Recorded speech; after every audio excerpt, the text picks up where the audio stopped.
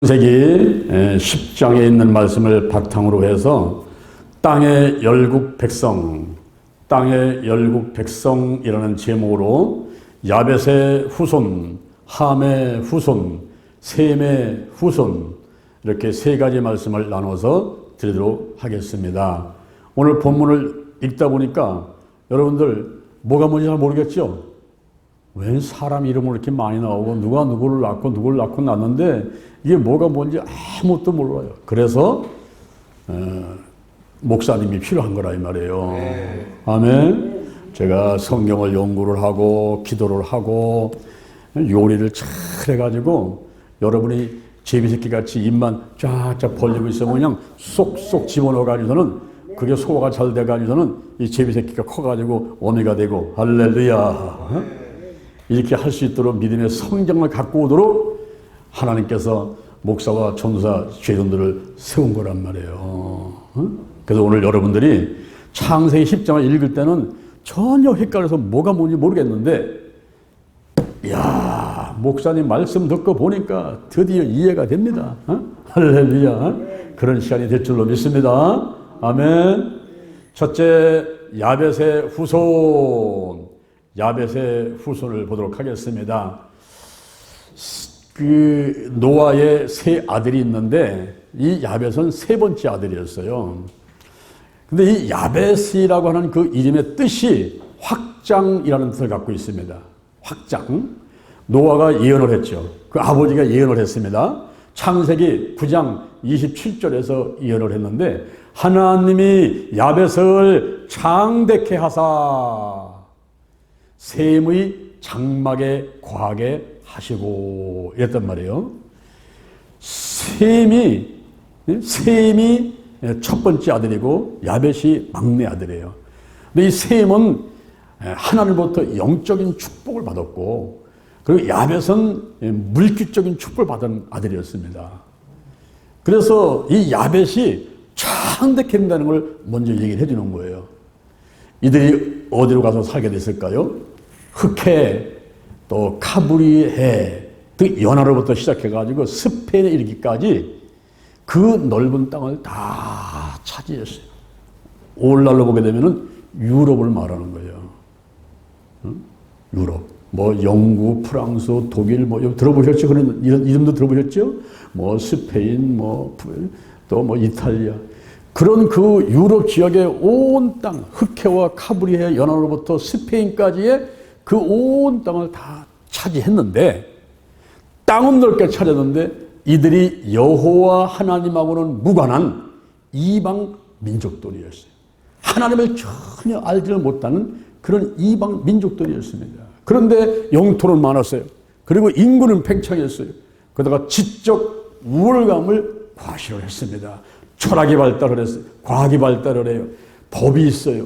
그리고 정치, 군사 이런 면에서 다른 세계의 어떤 지역과 국가들보다도 더 앞서가는 그런 나라가 됐단 말이죠. 오늘날 유럽을 보면은 우리가 선진국 그러잖아요. 그죠? 뭐 과학이나 철학이나 모든 문명, 문화, 뭐 정치, 뭐 군사, 무기 이런 것까지 전부 다 앞서가는 그런 유럽 지역이었단 말이죠. 그러니까 이들이 내 주먹을 믿어라. 나는 하나님 없이도 살만하다. 이러면서 여호와 하나님하고는 무관한 이방 민족들로 살아가게 된 거예요.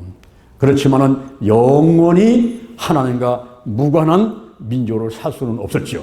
왜냐하면 하나님의 섭리, 하나님의 계획이 있단 말이에요. 하나님께서 야벳을 창대케 하사 셈의 장막에 거하게 하시고 그랬거든요.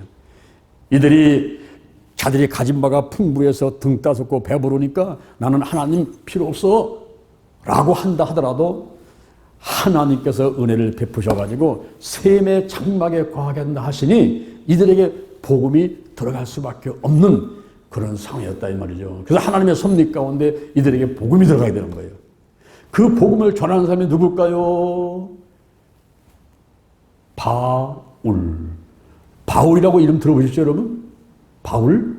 이 바울이 로마를 복음화를 시키는 거예요.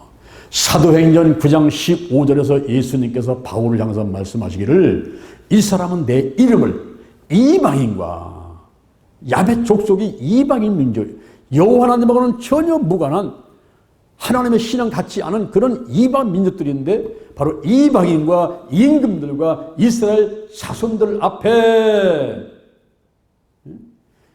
예수님의 이름을 전하기 위해서 택한 나의 그릇이다 그랬어요. 예수님께서 유언으로 하신 말씀이 뭡니까? 예수님의 유언이 마가복음 16장 15절 너희는 온 천하에 다니며 만민에게 복음을 전파하라 그랬단 말이죠. 그러니까 예수님께서도 유대인 이스라엘 사람들 거기만 복음을 전하는 것이 아니라 예루살렘과 온 유대와 사마리아와 땅끝까지 이르러 복음을 전하라 하는 말씀이 바로 예수님의 유언이었던 거예요. 유언. 그러니까 야벳 후손들이 창대케 돼가지고 땅을 많이 차지하고 그리고 지적 우월감, 정치, 법, 철학, 과학, 군사 모든 면에 있어가지고 다른 나라들을 리드할 수 있는 앞장서는 선진국이 된다 할지라도 그들 속에 이제 복음이 들어가가지고 땅 끝까지 이스라엘 사람들만 아니라 이방 민족을 할 수 있는 바로 유럽의 저 해가 지지 않는 나라였던 로마를 비롯한 그 유럽의 일대에 복음이 들어가게 하셨다 이 말이에요. 하나님의 명령과 성취가 있었습니다. 하나님의 명령은 뭐였을까요? 창세기 9장 1절 생육하고 번성하여 땅에 충만하라. 여러분 가정에 가족이 많아지려면 어떻게 해야 돼요? 낳고 낳아야죠. 그렇죠? 연년생으로 막 1년에 한 번씩 낳아야 돼요. 그 경수할 때까지 이 경수가 끊어질 때까지 아기를 계속 낳게 되면은 한 11명에서 12명 정도 낳는 것 같아요. 근데 그런 분들이 오히려 병도 없이 오래 산다는 거예요. 그런데 아기를 안 낳는다든가 시집을 안 간다든가 또는 한 명, 두 명은 낳는다든가 이런 사람들이 우리 몸이 더 많이 아파와요. 그래서 이 나라가 가정이 이 지역이 발전하려고 하게 되면은 무엇이 필요하냐면은 사람이 인구가 많아져야 되는 거예요. 그러니까 인구가 많아지게 되면은 반드시 필요한 게 뭐냐면은 국가라는 거예요. 국가.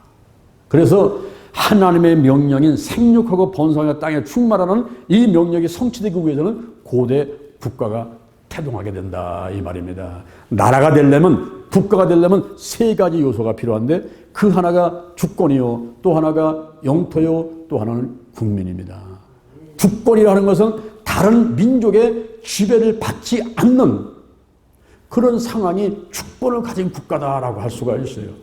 우리나라가 일본한테 36년 동안 식민생활을 했다게 우리에게 주권이 없었단 말이에요. 그러니까 임시정부를 만들어 놓고 독립운동을 해도 대한민국이 아닌 거예요. 국가가 되려면 주권이 있어야 되는 거죠. 주권. 그리고 영토가 있어야 되는데 타 민족과 구별된 터전을 말하는 거예요.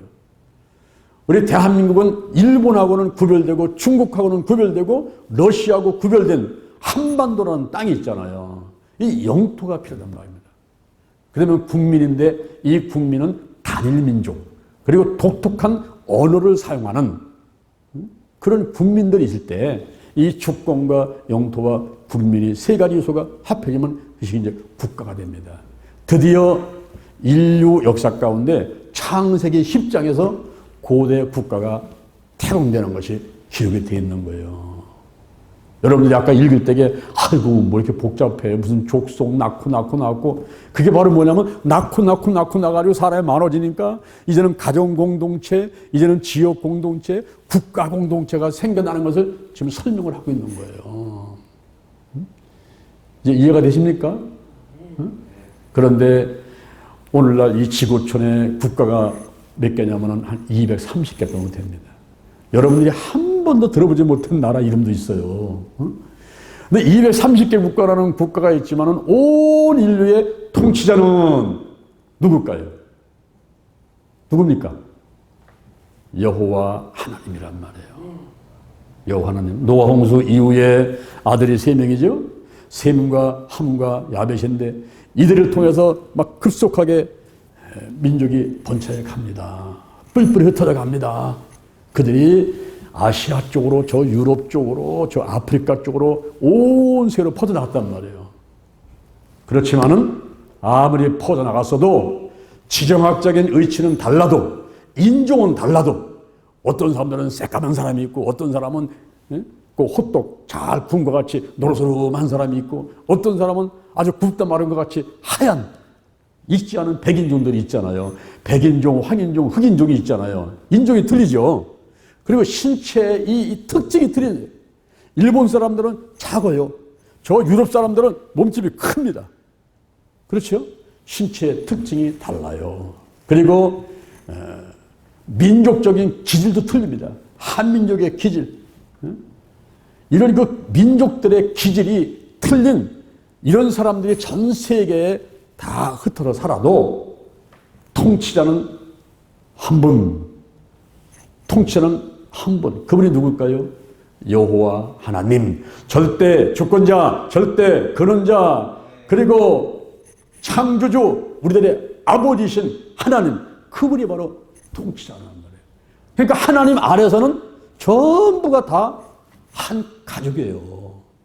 시커멓게 생겼건, 노릇하게 생겼건, 시게 생겼건, 아프리카에 살든, 한국에 살든, 중국에 있든, 온 인류는 한 가족이다 라고 생각할 수가 있어요. 그래서 사도행전 17장 26절, 사도행전 17장 26절에서 인류의 모든 족속을 한 혈통으로 만드사 온 땅에 거하게 하셨음에 연대를 정하시고 거주할 경계를 하나셨으니 이는 사람으로 말미암아 하나님을 찾고 발견하게 하려 함이니라. 하나님께서는 각 사람을 떠나서 존재하지 않으신다 그랬어요. 다시 말하면 한 사람 한 사람과 함께 하신단 말이에요. 두려워하지 말라. 내가 너와 함께 합니다. 놀라지 마라. 나는 너희 하나님이 됨이니라. 내가 너를 굳세게 하리라. 참으로 너를 도와주리라. 참으로 나의 의로운 오른손으로 너를 붙들리라. 이것이 바로 여러분 한 사람 한 사람에게 하시는 하나님의 약속이란 말이에요. 유튜브로 예배드리는 여러분에게도 향하신 그 약속이란 말이에요. 아멘. 우리 애기 엄마가 아멘 하시네. 할렐루야. 여러분 한 사람 한 사람과 하나님이 함께 하신단 말이에요. 각 사람을 떠나지 않는 하나님. 그리고 온 인류를 모든 족속을 한 혈통으로 만드셨단 말이에요. 한 혈통으로. 오늘날 우리가 예수를 믿게 되면은 바로 하나님의 뜻대로 행하는 자가 내 모친이고 내 형제고 내 자매고, 그렇지 우리 아버지 어머니, 나를 낳으신 아버지 어머니 가깝게는 그런 분들만 혈통으로 보면 안 된다 이거예요. 그러니까 결국 오늘 이 자리에 보면서 저보다가 연세가 많으신 분은 아이고 우리 누님 오셨네. 할렐루야. 우리 누님 오셨네. 아이고 우리 동생 왔네. 우리 아들 왔네. 그래서 온 인류가 지구촌에 사는 모든 사람이 아버지는 한 분. 누구요? 여호와 하나님 아버지가 한 분. 그 밑에서는 우리는 모두가 다 한 가족. 이렇게 살게 되었다 이 말입니다. 할렐루야. 여기 야벳의 아들이 7명이었어요. 야벳의 아들이 7명인데 그들이 어디서 살았냐 하면은 바닷가의 땅에서 살았다 그랬어요. 바닷가의 땅. 그것은 바로 섬을 말하는 것입니다. 섬에서 살았어요. 처음에는 섬에서 저 제주도에서 울릉도에서, 여러분 울릉도 가보셨어요? 울릉되는 울릉도 얼마나 멀미를 많이 하는지 거기 가서 먹을 게 호박엿. 호박엿. 그런 섬에서 살았던 사람들이 차차차차 낳고 인구가 많아지니까 어떻게 했어요? 육지로 올라왔단 말이죠. 그 와가지고 그 사람들이 흑해로 카브리아 연안으로 스페인으로 온 유럽 쪽으로 올라와 가지고 오늘날 말하면은 그 프랑스 무슨 뭐 이탈리아 뭐 독일 영국 그 유럽 그 일대를 차지한 큰 민족이 됐단 말이에요. 그래서 노아가 예언한 대로 하나님께서 야벳을 창대케 하시고 그리고 셈의 장막에 거하게 하신다. 그래서 그들이 먼저 하나님을 믿는 백성들이 되는 거예요. 그래서 물질도 풍족하고 영적도 충만하고 이런 민족이 된 것이 야벳의 후손들이었어요. 그런데 둘째 함의 후손을 보겠습니다. 함의 후손. 이 함이라는 뜻은 뭐냐면은 뜨겁다. 그 뜻이죠. 뜨겁다. 그리고 검은 피부 이런 뜻을 갖고 있어요. 노아가 예언을 했는데 창세기 9장 26절에서 가나안은 셈의 종이 될 것이다 그랬습니다. 여러분 가나안은 함의 아들이거든요. 그러니까 노아의 손자나 맞죠. 손자. 노아의 손자요. 1대 2대 내려갔단 말이에요. 그렇죠? 그런데 여기 함이 잘못 하나 범한 게 뭡니까? 아버지가 포도주 먹고 벌거 먹고 있을 적에 아버지를 조롱하고 그 사실을 형한테 가서 동생한테 얘기를 해가지고서는 그 모든 부끄러움이 드러나게 만드는 잘못을 범했잖아요. 그 허물을 덮어야 되는데 이를 전부 들춰내가지고서는 다 벌려놓는 그런 일을 했단 말이에요. 함이. 그래서 노아가 예언하기를 내 아들 가나안은 셈의 종이 된다. 이렇게 예언을 했어요. 근데 그들이 이제 가서 산 적이 어디냐면은 오늘날로 말하면 이집트, 가나안, 그리고 남아라비아, 에티오피아, 오늘날로 말하면은 아프리카 지역의 흑인들이 살고 있는 지역으로 가서 이들이 살게 되는 거예요.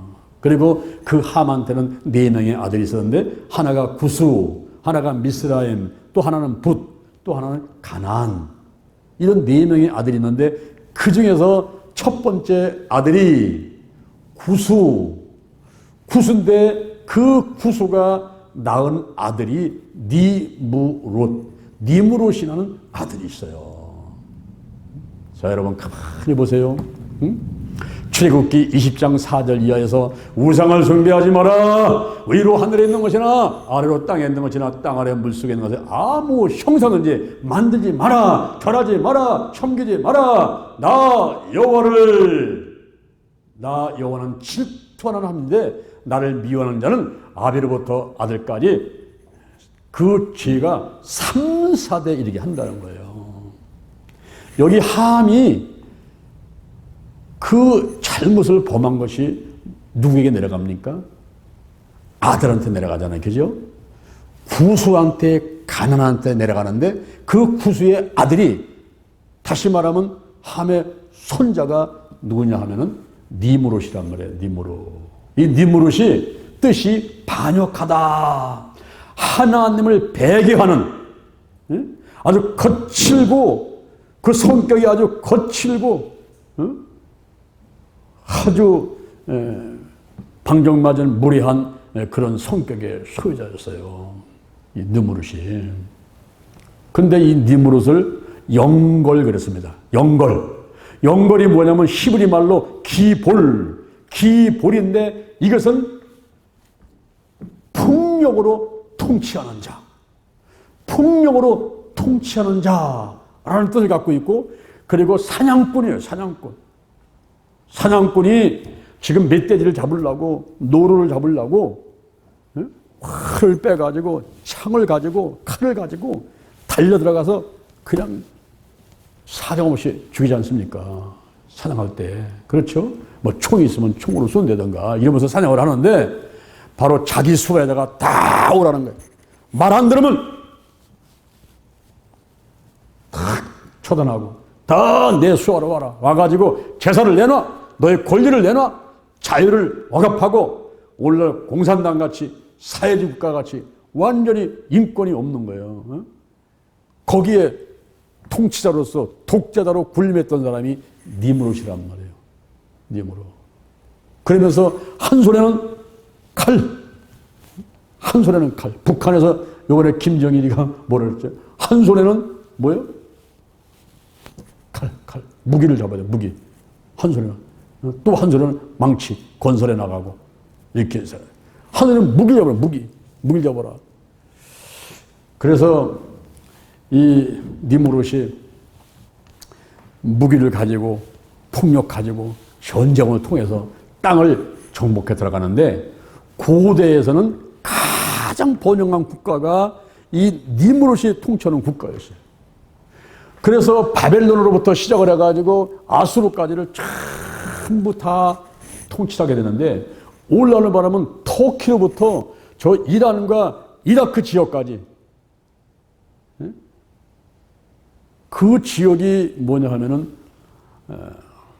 옛날로 말하면 에덴 동산이었어요. 에덴 동산. 그러니까 족과 꿀어는 가나안 땅하는 이스라엘 땅, 그리고 터키 지역, 그 다음에 이란 지역, 이라크 지역, 사우디아라비아 지역, 이집트 지역, 이런 지역이 우리 성경에 보게 되면 에덴 동산에 흐르는 강이 있잖아요. 기홈강, 비송강, 그리고 히데레강, 유보대강이 있지 않습니까? 그 강이 흘러가는 지역에 있는 그런 지역들이란 말이에요. 그러니까 니무롯이 이 폭력을 해가지고 사냥꾼같이 전부 자기 수에다가 집어넣고서는 재산을 뺏고 그리고 자유를 억압하고 권리를 빼앗고 이렇게 하면서 통치를 해놓으면서 땅을 정복해 들어가는데 바벨론으로부터 아수르까지 일대를 다 정복을 하고 이제 다음 주에 우리가 이제 공부를 하게 되는 바벨탑을 쌓게 되는데 이 바벨탑을 쌓아 올라가 가지고 계속 올라가 가지고 우리의 이름을 내고 흩어지지 말자. 우리가 꼭대기까지 하나님 꼭대기에 올라가 가지고서는 우리가 이름을 내자. 내 이름을 내자. 이러면서 교만이 하늘을 찌를 때에 올라가는데 마치 루시퍼 같이 계명성 같이 너 아침의 아들이여 아침의 아들 계명성이 어찌 그리 하늘에서 떨어졌느냐 어찌 그리 내가 땅에 찍혔냐 이 마귀가 사단이 천사가 타락해가지고 교만해가지고 사단되고 마귀 되듯이 이렇게 니무롯이 교만하고 건방진 그런 태도를 가지고서는 정복해 들어가는 것을 그 바벨탑을 짓는데 주동 역할을 했던 사람이 니무롯이란 말이에요. 이게 함의 손자요. 함의 아들은 4명인데 하나는 구수, 하나는 미드라임, 하나는 부시고 하나는 가난인데 그 구수 첫 번째 아들의 아들 그러니까 함의 손자지요. 함의 손자인 니무롯. 이 니무롯이 이렇게 반역하는 자 배교하고 아주 폭력으로 통치를 하면서 교만한 이런 사람이었거든요. 베드로 전서 1장 24절에 모든 육체는 풀과 같고 모든 영광은 풀의 꽃과 같은데 풀은 마르고 꽃은 떨어지지만 주의 말씀은 세세토록 있도다. 그랬어요. 여러분 야벳이 훌륭한 것이 처음에는 영토가 확장되고 인구가 팽창되고 지적 우월감이 있는 가운데서 그냥 그걸 끝났으면 그는 망하죠. 그런데 거기에 하나님의 은혜가 임했잖아요. 하나님이 야벳을 창대케 하사 셈의 장막에 거하게 하시고 이런 하나님의 그 놀라운 은혜 가운데서 물질이 많고 지적으로 우월하고 모든 문화가 발달된 것보다 하나님을 딱 믿어버리니까 거기 뭐 더 좋아지는 거죠. 그렇죠? 그런데 이 함은 그렇지 않은 거예요. 함은 하나님께서 노아를 통해서 예언한 것이 뭐냐면 가나안은 셈의 종이 된다는 거예요. 노예가 된다는 거예요. 그러니 가난과 실패와 저주를 벗어나지 못하죠. 그런데 그 예언이 그대로 맞아 떨어져가는 거예요. 그래가지고 함의 아들 때 또 손자 때 가면 갈수록 점점 더 어려워지잖아요. 그러다가 가나안이 있어요. 이 가나안이 함의 4번째 아들이에요. 가나안이 함의 4번째 아들인데 이 가나안한테 뭐냐면 가나안 너는 형제의 종이 된다 그랬어요. 이스라엘 백성들과 무관치하는 것이 이 가나안 족속이 사는 곳이 어디냐면 팔레스타인에 가나안 족속이 사는데 거기에 7 족속이 살고 있었거든요. 7 족속이 팔레스타인에 7 족속이 살고 있는데 그때 애국에서 이스라엘 백성들이 탈출해 나와가지고 40년 동안 방황하다가 그들이 여리고성을 무너뜨리고 들어가서 정복한 땅 가나안의 7 족속을 몰아내는 거예요. 이 가나안 땅은요, 족과 꿀이 흐르는 땅이란 말이에요. 이 지구의 배꼽 지역이고 에덴 동산의 중심이 되는 그런 아름다운 땅에 누가 살고 있는 거예요, 지금? 함의 후손들이 살고 있단 말이에요. 그렇게 좋은 땅을 차지했으면 영적으로, 육적으로, 정신적으로, 환경적으로 다 복을 받고 살아야 되는데 그들의 운명이 그렇지를 못한 거예요. 그래서 결국은 그 아름다운 땅을 뺏겨버리고 맙니다. 누구에게? 누구에게 그 땅을 뺏깁니까? 바로 이스라엘 백성들이 들어가서 여호수아를 앞세우고 들어가서 정복해가지고 그 땅들을 다 뺏어버리잖아요. 전도서 2장 26절, 전도서 2장 26절. 하나님이 기뻐하는 자에게는 지혜를 주시고 지식을 주시고 실학을 주신다 그랬어요. 그런데 죄인들에게는 노고를 주시고 저희가 이마에 땀을 흘리면서 열심히 모아 쌓게 해가지고 그 돈을, 그 어마어마하게 쌓아놓은 그 돈을 누구에게 주느냐 하면은 하나님을 기뻐하는 자에게 주신다 그랬어요. 자, 보세요. 하나님이 기뻐하는 자. 하나님이 이렇게 내다보시면서 오늘 이 자리에 계신 여러분들을 기뻐하실 줄로 믿습니다. 아멘. 이제 추석도 가까우는데 또 코로나 바이러스는 아직도 기승을 부리는데 에휴, 오늘 집에서 송편이나 삶아 먹지 뭔 교회를 가. 오늘 텔레비에서 재미난 드라마 하는데 그거나 보지 뭐 또 수요일날 또 교회를 가. 이러면서 교회 안 온 사람들 있죠. 그런 사람들을 하나님께서 기뻐하시겠어요? 열일을 제쳐놓고 얘야 손편이고 인절이고 갔다 와서 먹자. 내가 고구마 쪄놓은 거 옥수수 쪄놓은 거 갔다 와서 먹고 일단 교회를 가자. TV 드라마보다도 장로 목사 설교가 더 재밌더라. 가자 할렐루야. 그리고 달려오신 여러분들 또 유튜브로 예배드리는 여러분들은 하나님이 기뻐하신 자가 된다 이 말이에요. 위에서 하나님께서 내다보니까 내가 누구에게 복을 주고 추석 때가 다가왔는데 누구한테 선물을 주고 보니까 아이고 내가 저 사람들을 빼놓고 어떻게 누구에게 복을 주겠는가 이렇게 하나님 결정하시고 여러분에게 주시는데 지혜를 주시고 지식을 주시고 실학을 주시고 할렐루야. 그런데 오늘 예배를 드리러 안 온 사람들이요, 집에서 뭐 송편 싸워 먹고 인절미 싸워 먹을 줄 알면 천만의 말씀이야. 그냥 나가서 접시 닦고 일하고 그냥 머리에 그냥 땀이 뒤범벅이 돼서 일을 하거든요. 그 일을 한 것을 다 누구에게 주냐 하면은 하나님을 기쁘시게 하는 자. 자, 위에서 하나님이 바라볼 때는 하나님이 기뻐하는 자가 누군가 살펴봤더니 오늘 와서 예배를 드리고 열심히 기도하는 분들이 있는데 이 사람들이 하나님을 기쁘시게 하기 위해서 노력하는 사람들을 발견하게 되는 거예요. 그럴 때에 하나님하고 눈이 딱 마주치죠. 하나님은 하나님이 기뻐하는 자가 누굴까 찾는데 여기서 하나님을 기쁘게 하는 자가 또 있단 말이죠. 눈이 딱 마주치면 그게 바로 스파크가 딱 일어나면서 그때 복이 쏟아지는 거예요. 할렐루야.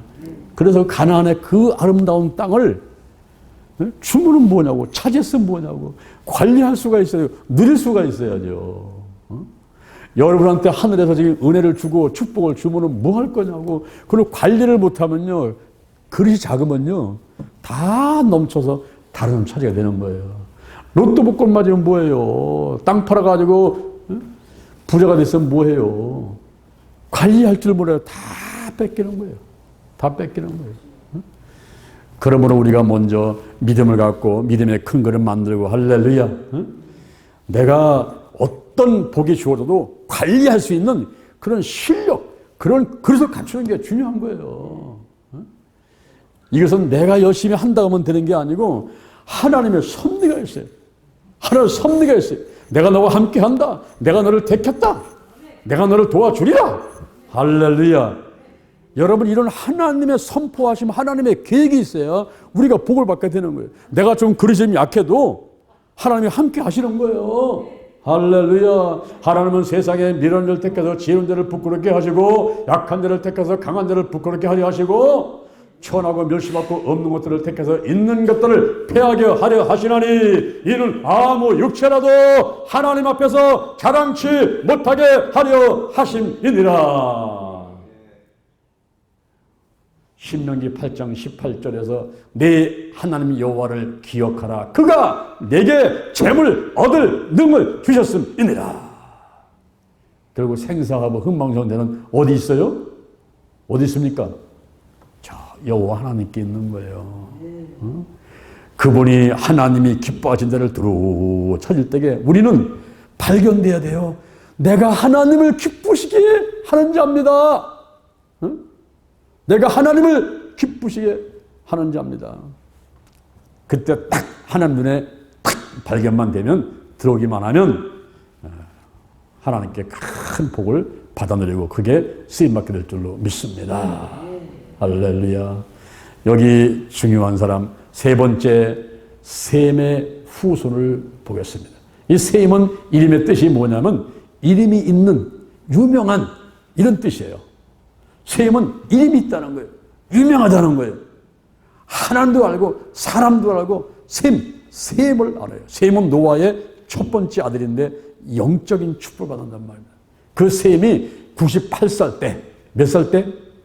98살 때 홍수난 거예요. 98살 때 홍수나는데 그때 아버지와 함께 방주에 들어갔다가 살아나가지고 600세까지 살게 됩니다. 그런데 셈이 뭘 잘했어요? 아버지한테 칭찬받은 게 뭡니까? 아버지가 포도주 마시고 벌거벗고 소리했는데 함이 와가지고 난리 피는 거예요. 아버지가 벌거벗고 있다고. 그럴 때에 야벳하고 셈은 그 아버지 옷을 어깨다가 미고 뒷걸음질 쳐가지고 가가지고 그 하체를 덮어드리잖아요. 그때 술에서 깨나가지고 노아가 야벳, 함, 셈, 전부 예언을 하시면서 축복을 하는데, 이 셈은 영적인 축복, 여호와를 찬송하는 이런 종교적인 축복을 받게 됐어요. 그래서 그 셈의 후손들이 유대교, 기독교, 이슬람교 뿐만 아니라 셈의 후손들이 사는 아시아에는 뭐 힌두교, 불교, 뭐 하다못해 남녀호랭교, 뭐 이단들까지 이 아시아 쪽에 온갖 종교의 본거지가 있어요. 자, 놀라운 거예요. 근데 그 중에서 기독교, 세계에서 최고 많은 사람들이 믿는 기독교. 여러분들이 정말 이 기독교에 된 건요, 정말 감사를 해야 돼요.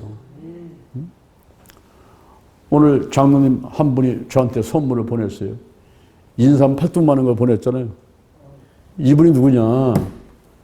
여기 이명국 성도님의 오빠요. 그 이명국 성도님 남편이 항상 여기 전봇대 밑에서 담배 피면서 우리 교회를 바라보고 계실 때에, 아이고, 담배 그만 피시면 들어오세요. 아, 괜찮아요. 근데 안 들어오셨잖아요. 그분이. 우리가 어버이 휴잔치 할 때 300명, 500명이 와가지고 여기 와서 막 잔치라고 부축부축해도 그분은 안 들어오세요. 아무리 모시고 가도 안 들어오시는 거예요.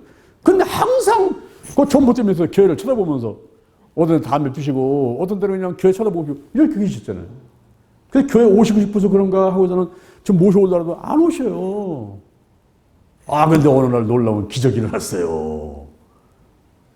서울에서 어떤 분이 오셔가지고 부부를 데리고 오신 거예요. 이분들 예수님 믿게 했으면 좋겠다고. 아, 보니까 전봇대 밑에서 담배 피던 그분이잖아요. 그분하고 부인하고 두 분을 모시고 왔는데 보니까 부인의 오빠요. 장로님입니다. 이 동생을 예수 믿게 하고 싶어가지고 오빠가 늘 기도를 하는데, 좋은 목사님을 좀 소개를 해야 되겠는데, 이분 늘 기도하는 가운데 그 오빠가 여기까지 내려오신 거예요. 내려와가지고 그 두 분을 모시고 저하고 상담하러 오신 거예요. 그래서 우리가 고 이재수 집사님 돌아가실 때까지 기도해드리고 잘 했었는데 이제 하늘나라 가셨잖아요. 예수 잘 믿으시고 여기 오셔서 맨 우리 유아시에서 예배드리시고 이렇게 하시다가 이제 하늘나라 가셨잖아요. 근데 이번에 이명호 성도님이 저 호코백에 가가지고 슉 들어갔다 침례 받았잖아요. 그 이제 추수감사절 날 되면은 집사제품 드린단 말이에요. 아이고 오빠가 선물을 8등만 원 인삼을 보내가지고서는 내가 고맙다고 전화를 드리면서 막 자랑을 했어요. 우리 이명호 성도님이 이번에 침례를 하셨다고. 놀라시는 거야, 오빠. 그러냐고. 이번에 추수감사할 때 집사님 임명한다고. 놀라버리는 거예요. 이렇게 동생이 신앙생활을 잘하고 목사님께서 이렇게 보려시니 너무너무 고맙다고. 어? 할렐루야. 지금 아마 오늘 이명호 성도님이 예배를 드리는지 모르겠어요. 유튜브다가 예배 드린다 그러는데. 여러분 기독교. 세계 30억 인구가 믿는 기독교를 믿는 여러분, 예수를 믿는 여러분 정말 복 받은 분이실 믿으시길 바랍니다. 우리가 남은 자라는 게 있어요. 남은 자. 이 남은 자는 렘넌트라는 것인데 남은 자.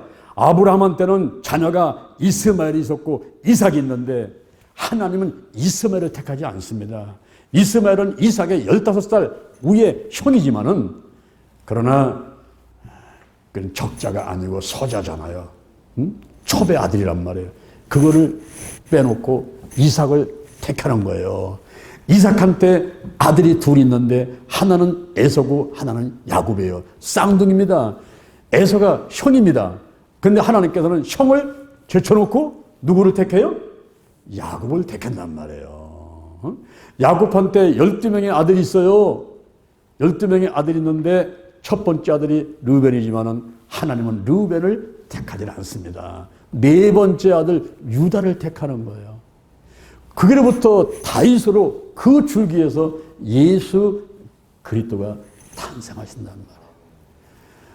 오늘날 내 뜻대로 내 마음대로 되는 것이 아니라 하나님이 택하는 남은 자가 있어요. 우리가 설교를 듣다 보면은 성경을 보다 보면은 히브리인이라는 말을 할 때가 있어요. 히브리인들이 남은 자다. 그렇게 할 때 있습니다. 그게 무슨 말이냐면 이 셈은 에벨 온 자손의 조상이 되니라. 여기 노아의 큰아들 셈이 에벨 온 자손의 조상이 된다는 거예요. 그때 이 에벨이라는 말이 뭐냐면은 에벨이 건너편이라는 뜻을 갖고 있어요. 결국 에벨의 자손은 건너온 자라는 뜻을 갖고 있습니다. 아브라함을 볼 때 아브라함이 유브라스 저 건너편에서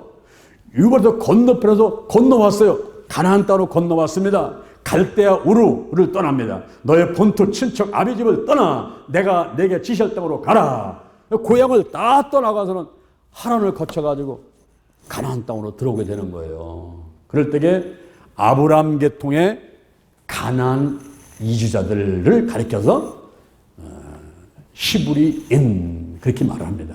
근데 여기서 에벨인데 이 에벨이 발음이 이불이에요. 이불이. 근데 이불이 이 발음을 잘못하다 보니까 그 발음이 바뀌어가지고 히브리 돼가지고 에벨에서 히브리라는 말이 나와서 히브리인 그러면은 바로 아브라함 계통의 가나안에 와서 사는 이주자들 됐습니다. 그런데 그들을 남은 자라고 과연 할 수가 있겠느냐 하는 거예요.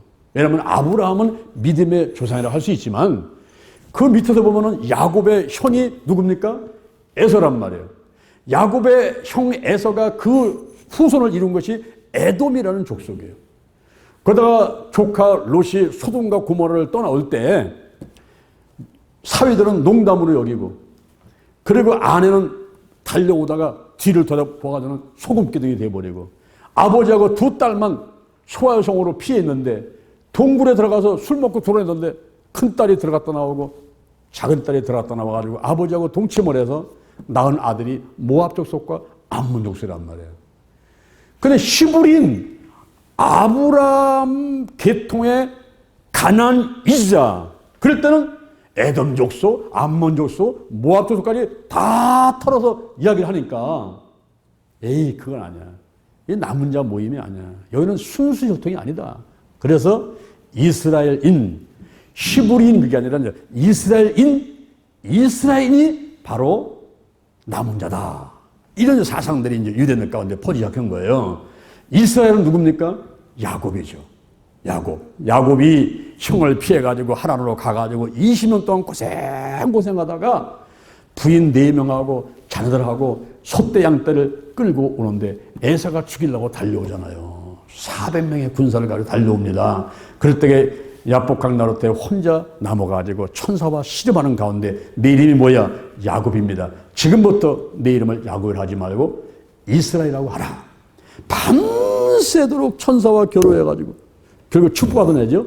올라르면은 철야 기도를 하면서 밤새워 나를 축복하지 않으면 기도를 멈추지 않겠습니다. 밤새워 기도했는데 거기서 응답받았단 말이에요. 그래서 이스라엘인, 다시 말하면 야곱 계통의 혈통을 가진 사람들이 가나안으로 이전 사람들.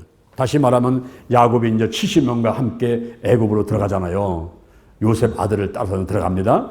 들어가가지고 무려 430년 만에 그 이스라엘 민족이 300만의 민족이 돼가지고 애굽을 탈출해서 이제 40년간 방황에다가 그들이 여리고성을 무너뜨리고 들어와서 가나안 땅을 정복하고 들어오지 않습니까? 바로 그 사람들. 이 사람들이 이스라엘인이고 이 사람들이 남은 자다. 이렇게 말을 하는 거예요. 그런데 오늘날에 와가지고는 에이 그것도 아니야. 히브리인들, 이스라엘인들 너무나 이 사람들은 타락했어요. 우상을 너무 숭배하고 세상과 짝하고 타협하고 너무 타락했어. 이제는 남은 자가 누구냐? 남은 자 그리스도인. 히브리 말로 하면 메시아, 그리스도, 기름 부음 받은 자. 오늘날 크리스찬 누굽니까?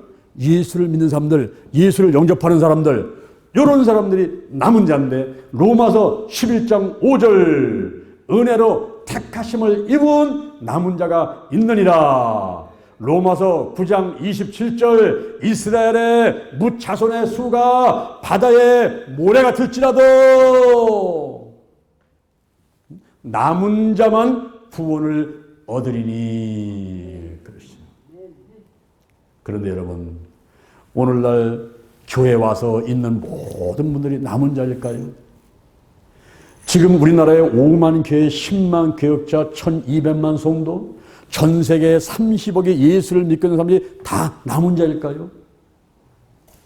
거기에 퀘스천 마크가 있는 거야. 갸우뚱. 인도에 가면은 이거는 예스의 뜻이야. 예스. 아, 그래요? 맞장구 치고, 좋아. 예스. 응? 야, 정말 가우뚱하고 퀘스천 마크를 치는 거야. 내가 정말 남은 자일까? 우리 권사님이, 우리 집사님이, 우리 전사님이, 우리 형제님이 남은 자일까?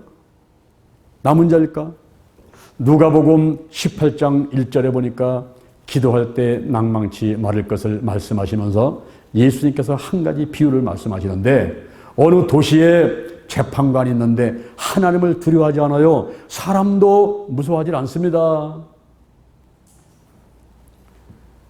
그런데 그 도시에 과부가 한 명 있는데 이 과부가 마음속에 원한이 있는 거예요.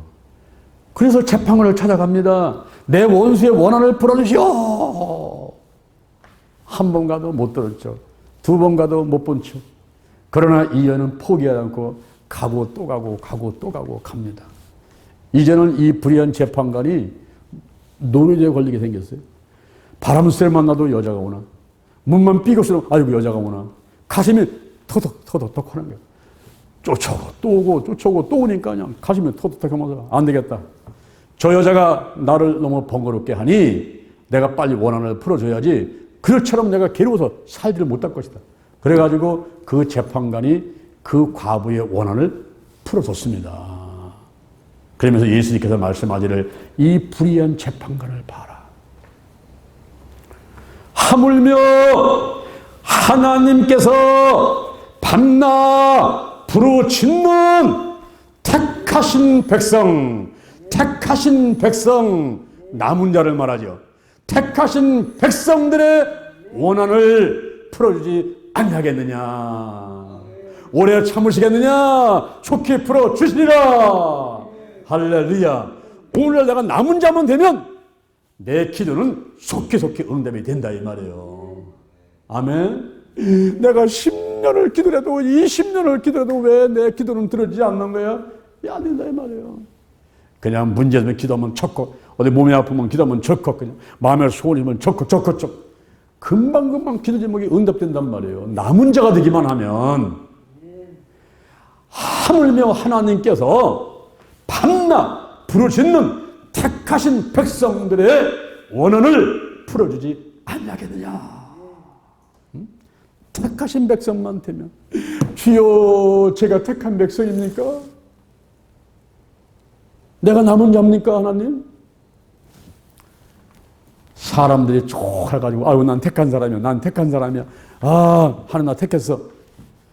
좋아할 때 예수님께서 그러나 반전이에요. 반전. 그러나 한번 따라합니다. 인자가 올 때에 세상에서 믿는 자를 보겠느냐. 여러분 보세요. 예수님 오실 때가 다 됐어요. 밤중도 이제 9시가 있고 12시가 있고 새벽 3시, 4시, 5시가 있는데 지금은 이제 새벽이 가까운 그런 밤중이에요. 예수님이 거의 다 오실 때가 됐습니다. 요즘에 예수 믿기 쉬워요? 어려워요? 예? 왜 어려우냐 하면은 예수를 안 믿어도 살만한 세상에 살고 있기 때문에 그래요. 야벳 후손들이 그 흑해와 카리비아 연안과 그리고 스페인까지 넓은 땅덩이에 가가지고 지적 우월감이 있어가지고 철학과 과학과 법과 정치 군사가 등 따숩고 배부르니까 여호와 하나님하고는 무관한 이방 민족이 돼서 살고 있었단 말이에요. 오늘날 몸이 아프면 병원 가요. 배고프면 어디 식당에 가요. 하나님 없어도 충분하게 살 수 있을 것 같은 그런 세상을 살고 있단 말이에요. 그리고 내 스스로가 너무 똑똑해요. 내 스스로가. 이 머리의 생각이 얼마나 잘 돌아가는지 무슨 일이 벌어지면 벌써 이 머리가 돌아가요. 돌아가고 백 찾으려고 청와대, 경찰서, 서울대, 병원, 어디 뭐 친척, 일가 뭐 다 뒤져가지고 전화해갖고서는 다 백 찾아가지고 다 해결하려고 하고 하나님, 예수님, 성령님은 전혀 생각도 안 납니다. 생각도 안 나요. 그리고 얼마나 나한테 지혜가 많고 또 우리 주변에 과학과 문명이 발달됐는지 이제는 로봇이 컴퓨터가 이 핸드폰이 모든 것을 다 이제 해결해 나가요. 여러분 핸드폰 저 조그만 속에 어마어마한 정보와 저거 하나 가지면 아마 섬에 갖다 놔도 한 30년, 50년은 그냥 지루하지 않게 살아갈 겁니다. 저거 하나만 있으면은. 저 안에 엄청난 양의 정보가 들어있고요. 저거 핸드폰 하나만 가지면은 뭐, 지루하지 않아요. 삶 자체가.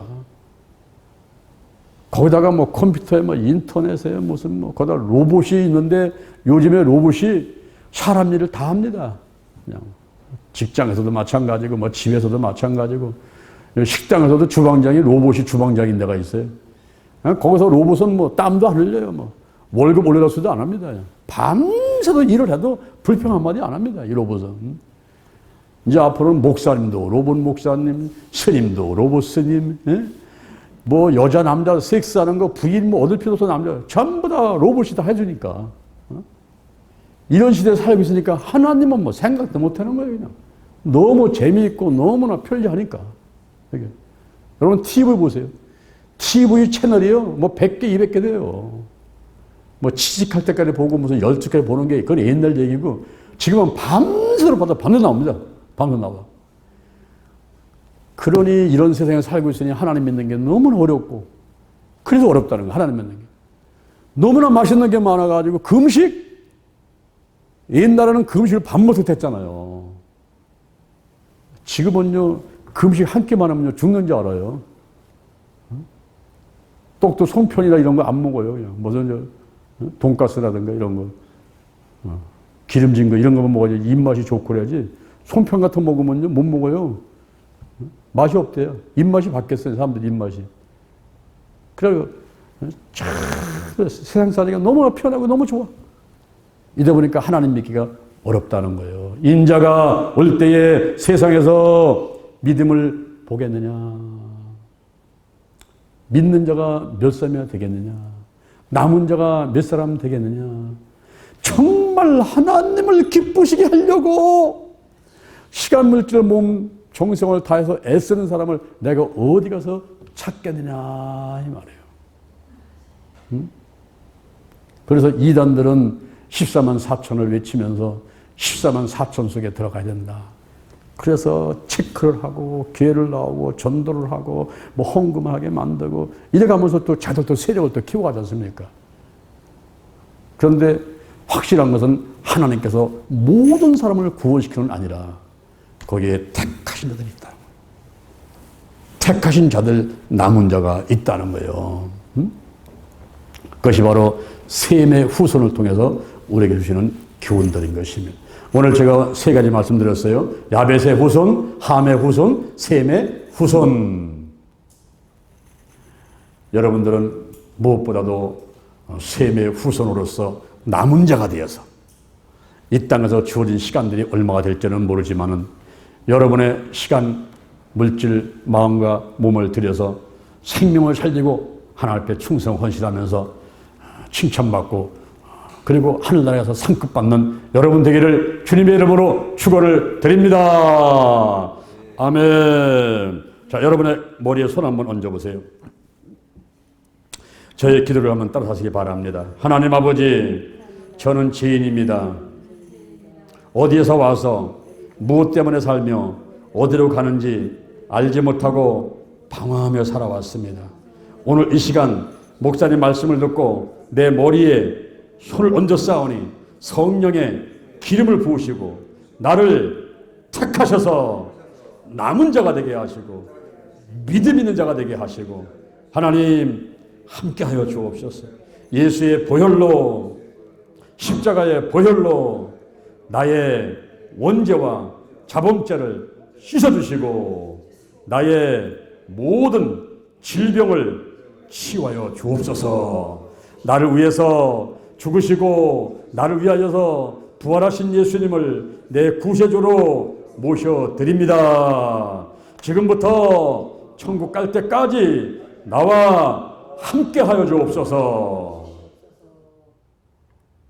성령님 인정합니다. 환영합니다. 모셔드립니다. 오시옵소서. 더 강하게, 더 뜨겁게, 더 충만하게 임하소서. 내 안에 계신 성령이여 넘쳐 흘러서서 내 가족에게 이웃으로 한국어로 세계로 넘쳐 흘러서 생각나게 하시고 가르쳐 주시고 인도하시고 운행하시옵소서. 영적으로 건강으로 가정으로 일꾼의 물질의 축복을 주옵시고 나의 지경을 넓혀주시고 주의 손으로 나를 도와주셔서 환난을 벗어나 근심이 없게 하옵소서. 영권, 인권, 물권으로 무장했습니다. 영력, 지력, 체력, 도덕력, 정지, 성실, 근면, 충성, 온유, 겸손, 인내, 감사로 무장했습니다.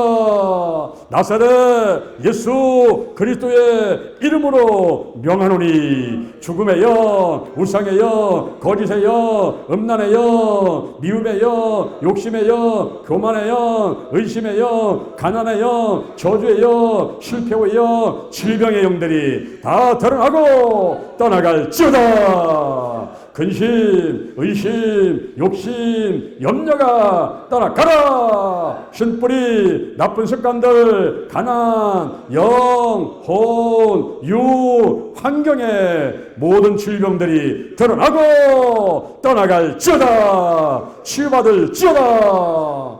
오늘이 내 인생의 절반이다. 오늘이 내 인생의 가장 젊은 날이다. 오늘부터 시작하여 여호와 하나님께서 나를 한국과 세계에서 크게 쓰실 것이며 나와 함께 하신다.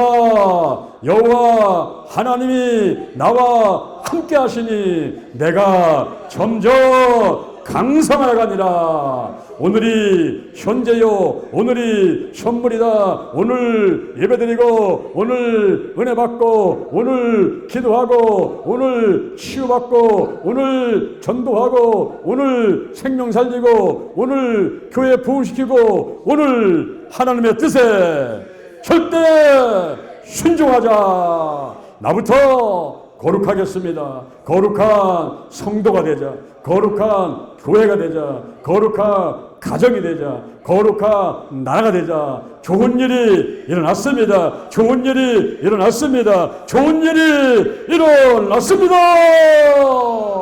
감사합니다. 사랑합니다. 축복합니다. 예수님의 이름으로 기도드립니다. 아멘.